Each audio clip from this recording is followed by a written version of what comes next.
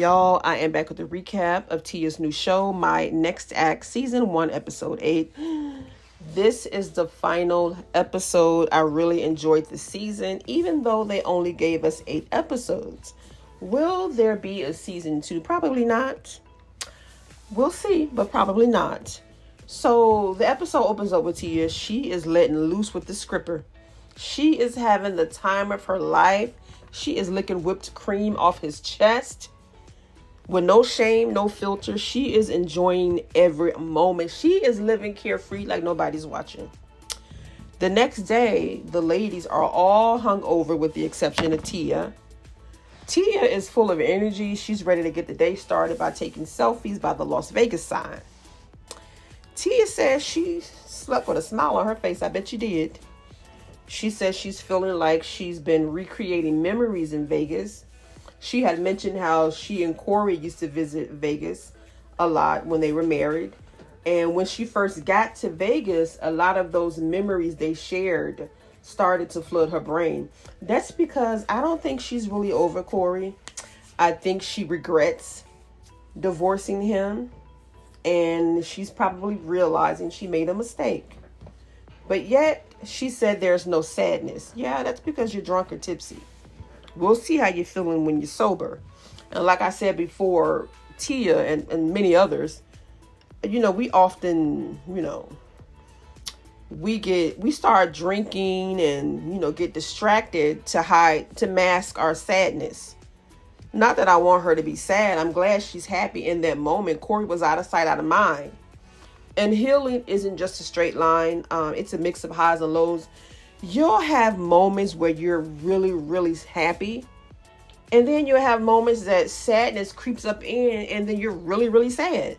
It's all a part of the healing process. So the ladies continue their scavenger hunt at the pool. The tasks are to get a stranger to wink, get an article of clothing from a stranger, and kiss a stranger. So Tia tries to get a guy to wink and she looked ridiculous. If anything, she scared the guy. And then they were supposed to kiss a stranger, but Tia finds a loophole. Okay, she gets a peck on the cheek from a baby. I thought that was so clever and so cute. Then they stumble upon these 2 strangers who happen to be exotic dancers. One of the guys gave the ladies his shorts. And the other guy gave Tia a private dance at the pool in broad daylight. So then all of a sudden, Tia asked this question that kind of shifts the vibe, child. She asked the ladies if breaking things off with Charlie was a mistake. Now, once again, it's feeling like she's leaning on these friends of hers to help her make decisions. Excuse me. And this moment really shows this push and pull Tia is feeling. On the one hand, she's trying to enjoy herself and live in the moment like she said she would. But she's still wrestling with her emotions. Even while having fun, this girl cannot stop thinking about her love life. And she says one of the reasons she's having a hard time is because he was a good person. Tia says she's the type of person that can fall in love with just about anybody, and that's scary. That's scary. She says she can fall in love with just about anybody. She says she falls quick and she falls hard. And she doesn't want to make a mistake.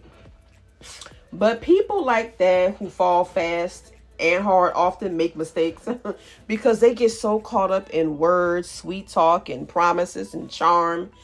And that's where the wrong decisions usually come in.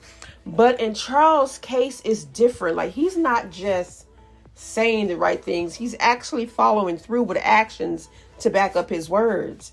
And that's exactly why I think Tia is so torn. Because she's not just swept up in the idea of love. She's seeing proof that Charles is a good guy. And it's refreshing, but also scary for someone who falls so quickly. And this time, it's not just her emotions driving the connection. He's applying that pressure on Tia. Charles is applying that pressure. He didn't keep her guessing. He let her know on day 1 that he was interested. He kept following through with more dates. He's very attentive. They both talked about they missing their prom. So he shows up on a date that Tia forgot about with a corsage. Now, some people think that's corny, but I thought it was so cute. This is dating 101. This is what dating should look like. That sometimes don't exist anymore. But if y'all want an example of what dating looks like, look at Charles. So that evening, the ladies are sipping some champagne with the exception of Tia. Tia is completely chill. She's sitting out. She says she good. No drinks for me tonight. Of course, her little friends ain't having it. They keep pressuring her to join in drinking. Tia stood 10 toes down and said she good. And all she wants to do is rest. Girl, I am so proud of you in that moment. You did not let them pressure you into doing something you don't want to do. Girl, I'm proud of you. So one of them little friends of hers said, you're in Vegas and I'm not accepting this energy for the rest of the trip. Now, the friends I have would have simply said, okay, without any pressure. That's it. I'm just saying. Now, I don't know what happened, but I noticed a bit of a shift in Tia's mood from earlier in that day. When she walked into the room with them, she seemed a little bit off, like something was bothering her. She tried to hide it, but it was clear that something was weighing on her. I don't know what it was. Meanwhile, she gets a text from Charles, which quickly put a smile on her face. And he said, hey, beautiful, I just wanted to let you know I'm thinking of you and hoping all is well. Sending love and positivity your way. Aw, how cute. But honey, Tia clearly loving the attention, honey. She hops her ass up. She excuses herself and heads back to her room. She told the girl she going to bed. But did y'all notice she didn't tell the ladies it was Charles that texted her? I thought that was interesting. I feel like she knows they would have tried to talk her out of it. And for once, she wants to be confident in making her own damn choice. In her confessional, Tia wonders if Charlie messaging her was a sign, especially since he's been on her mind. And honestly, it very well could be, or it might not be. Because when we're confused, like Tia, she wasn't sure if she made the decision to cut Charlie off. And when we're confused like that and we're hoping for something to happen, we often look for that reassurance. So if something happens that does aligns with what we want, like hearing from someone we've been thinking about, it feels like confirmation, doesn't it?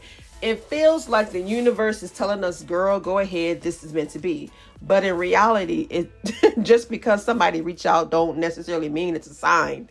It could be just a coincidence or a simple message. But we tend to make it more meaningful than it is. So Tia, if you're feeling like you want to give Charlie a shot, girl, go ahead. Take the leap and see where it goes. But honey, I am cracking up how Tia, when she sat down, it looked as though something was bothering her. When Charlie texted her, honey, she got the hell out of Dodge and said, bye, I'm going to bed. She didn't even tell them it was Charlie that texted her. That was crazy and hilarious at the same time. On the last night in Vegas, Tia decides to get a Cancer constellation tattoo. And when Sierra asks her what the tattoo stands for, Tia says it's about authenticity, being true to who she is, and living her truth. And then she explains that she finally feels settled now, whereas just a couple months ago, she was floating through life, uncertain. Okay, now she feels clarity with her decisions and what she wants, and she's feeling really good about it. Tia, no. The day before, you just asked your friends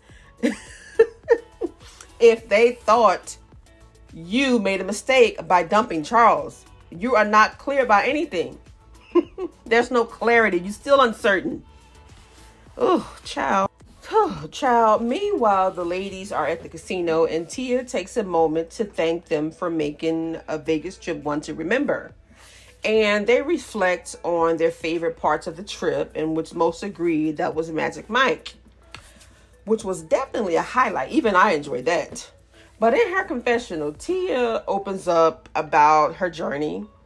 She shares that after her divorce, she lived in a constant state of survival, getting used to the challenges, and at one point she thought there was no end in sight. But now she feels different. She's starting to believe that there's something great waiting for her on the other side. And I believe that, Tia. Tia said that she believes that there is something on the other side, but I don't feel as though she believes it. Because she doesn't trust her own intuition. I mean, is it intuition? Yes, she doesn't trust her own intuition. She always seeking validation from her friends. God can literally get eye level to her and say, daughter, this is who I have for you. She'll turn around and ask Natasha and Sierra, you think he's the right person? She's not confident in her own decisions. So yeah, you saying the right things, but you don't really believe it. Moments later, okay, Tia starts crying and she says that it's not easy going through a divorce. She said the journey is uncomfortable and it sucks at times. But at the end of the day, you will get through it and there are better things on the other side. So on one hand, Tia is expressing hope, but there seems to be a disconnect between what she's saying and what she actually believes deep down inside. In that moment, she's talking about the journey being uncomfortable and how there'll be better days ahead. But with her crying, it make me feel like there's still a place of uncertainty or doubt. Tia is in that in-between phase. She wants to believe that things will get better, but emotionally, she's still struggling to let go of the pain and fully embrace the hope that there are better things on the other side. Natasha then tells Tia she's very proud of her because the easy thing could have been her to go back to being unhappy in her marriage and settling and then also caring about what other people thought. So the episode ends with Tia being very optimistic about the future and without Cory. And as the credits are rolling on the screen, we learn that Tia has put off dating yet again. And her focus is on her family and career. So I guess Charles is not in the picture anymore. That is the end of this video. Thank you guys for listening. Please be sure to give the video a thumbs up. Leave your thoughts down in the comments. And I will talk to y'all later. Bye.